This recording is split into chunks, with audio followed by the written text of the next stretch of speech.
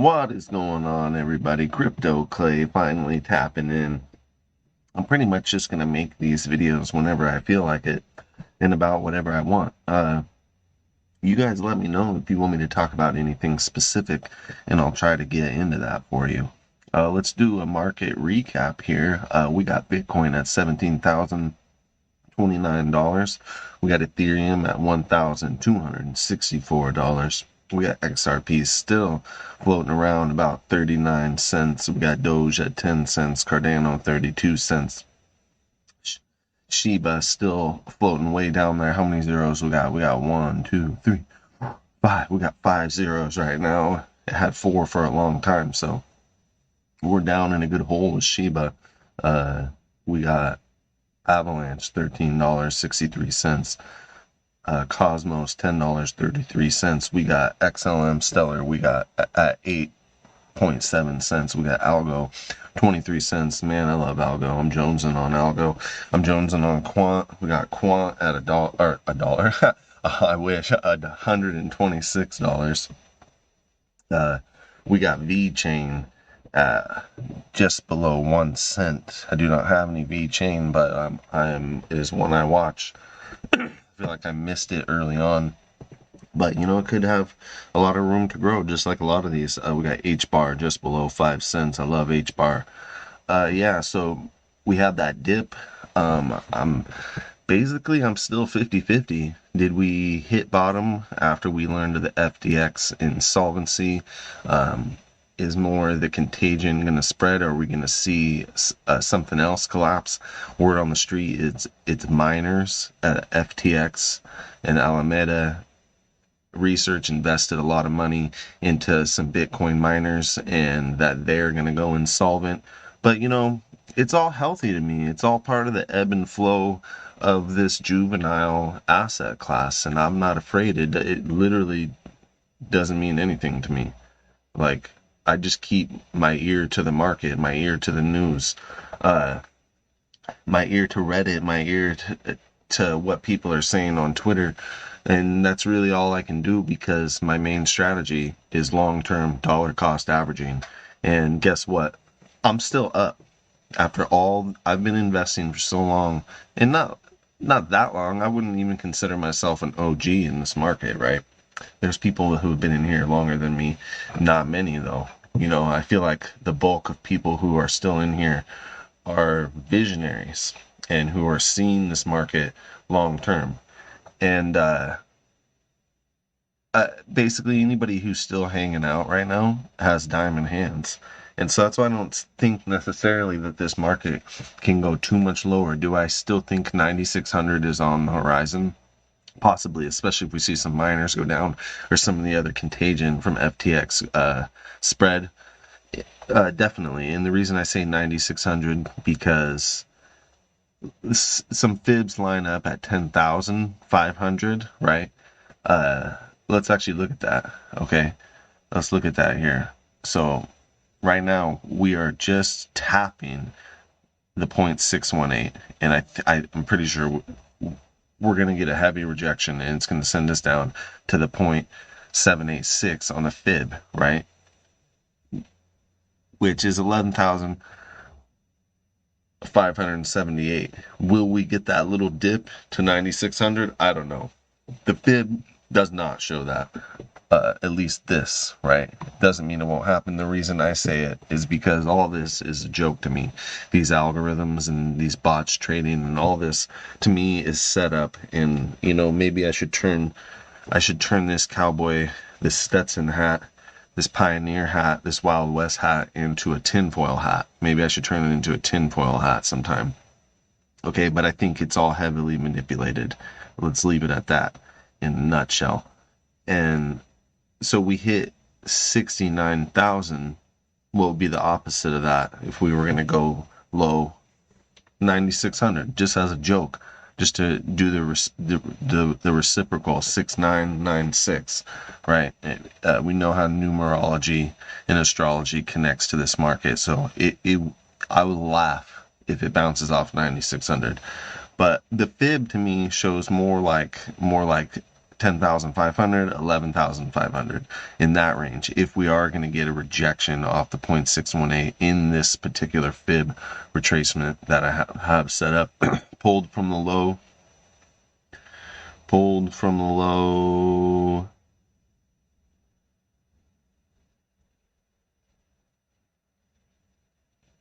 Yeah, and another thing I wanted to point out. Oh, sorry. Here we go. I'm just being an idiot right now. Pulled from the low in March of 2020. I pulled it up to its first pump in rejection there in January 21st. Of course, we went higher, but I think, like I said in previous videos, we have broken down into an older fib structure because. Let's look at the Bitcoin 200 week moving average heat map that I like to look at from time to time. And we are sitting below the 200 moving average. And this is the longest and the deepest we have gone below the 200 moving average. So, I mean, if the bottom isn't in, it's close. Let's go back to the Bitcoin. Let's go back to the TradingView Bitcoin chart here.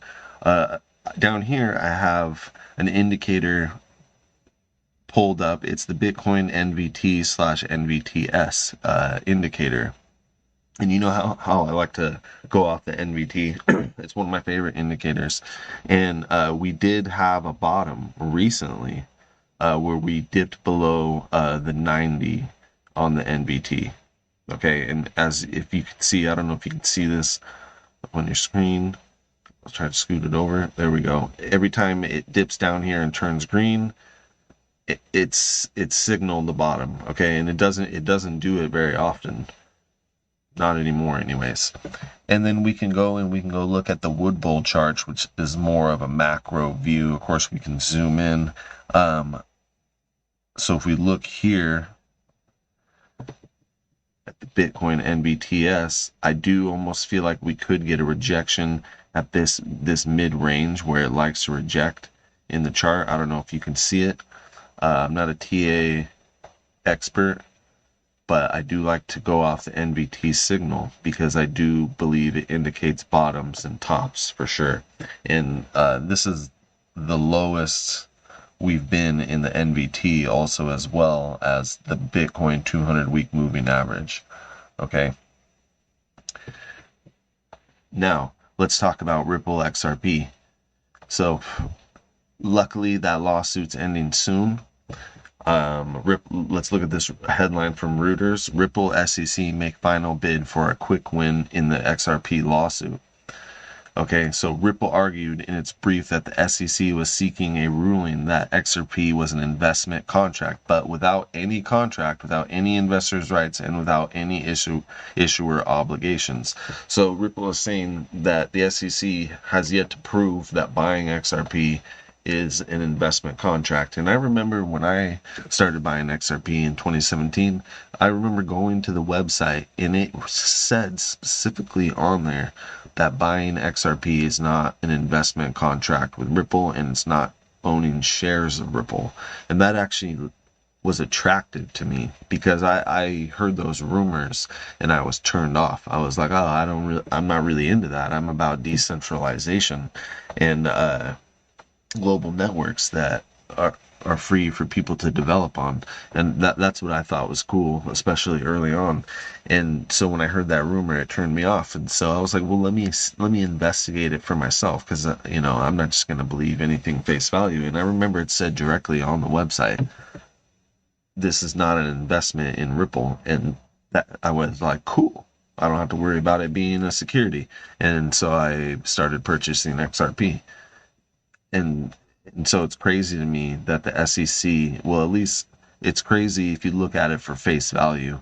If you know that the world is a stage, it's not crazy that the SEC and Ripple are dueling it out in the court system, because I think XRP is going to end up having some of the only clarity, at least for now, in the digital asset market. And hopefully that means good things for the price, right? Woo! That's what I'm talking about. And another thing I wanted to point it out was, of course, King Solomon, probably the greatest deep diver in the XRP community. He uncovered, let's see, when was the date of this? December 5th, 2021. So we're nearing a year ago. It says this is an article, Foreign and Russian Experience of Blockchain Digitization by Central Banks, Financial and Technology Companies. So I went and I found that.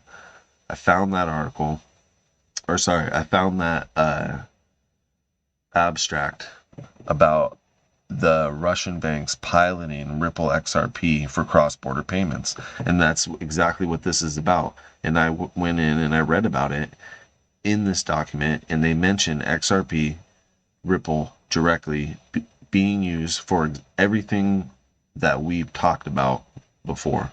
And so that's really cool that King Solomon found that, because that's a deep dive gem. When did this come out? Let's see here. Does it say down at the bottom? I'm not sure exactly when it came out. But anyway, I thought the references also were interesting. We have the Bank of International Settlements as a reference. We have R3 as a reference. We have SWIFT. And this is a Russian bank trial. Where did I see it too? Bank of England. Okay, and so this is a very interesting trial of the Russian banks trialing Ripple XRP for cross-border payments. If you go to the Bank of England's website, you can also see that they released a proof of concept a while back, July 2017. Also trialing fintech technology, and specifically Ripple XRP. Super cool. So you got the Bank of England, which also is mentioned in the abstract of this trial. Sorry, in the deeper part of the trial below the abstract, and in the references they talk about they use the Bank of England right here. Proof of concept. Right here it is. So they're all working on this technology together. Also, as you might know, that the Federal Reserve has a faster payments task force, and of course Ripple has people on that faster payments task force. And here's an article on the Ripple website talking about how Ripple improves speed and transparency of global payments. And they're talking about how the Federal Reserve released its faster payments task force action plan for bridging faster payments to the United States, highlighting Ripple's ability to underpin the next generation of cross-border payments. So we know the United States Federal Reserve is working with Ripple and XRP. We know the Bank of England is, and we know the Russian banks are working with Ripple and XRP, and this is fact. I don't even need a tinfoil hat for this, because this isn't speculation. Okay? All this stuff is right there. If you can't see it, you're just not looking in the right place. This is Crypto Clay, tapping out. Have a good night.